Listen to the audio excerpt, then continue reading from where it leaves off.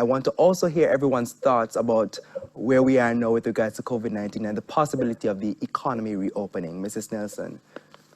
Right.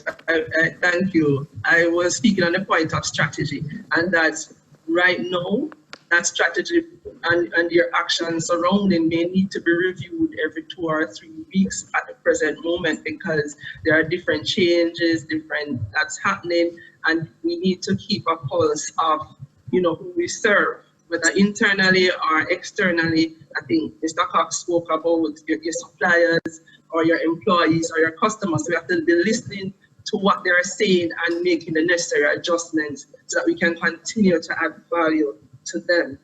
So that's the strategy.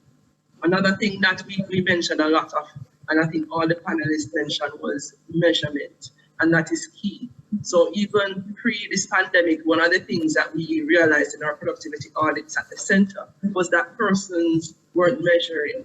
And one of the benefits of using these online platforms and the technology is that usually it's easier to keep track of those measurements.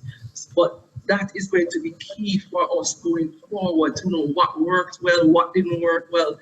So I encourage all organizations to actually use the tools to use those measurements and see how they can utilize that information to see where the gaps are and how they need to improve.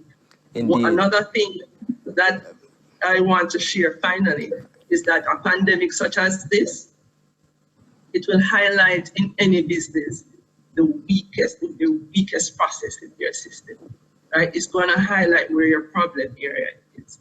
And one thing that I would encourage business and organizations to do is to not ignore that spotlight that is shone by this pandemic on that process or system, but to actually work with their teams to resolve it,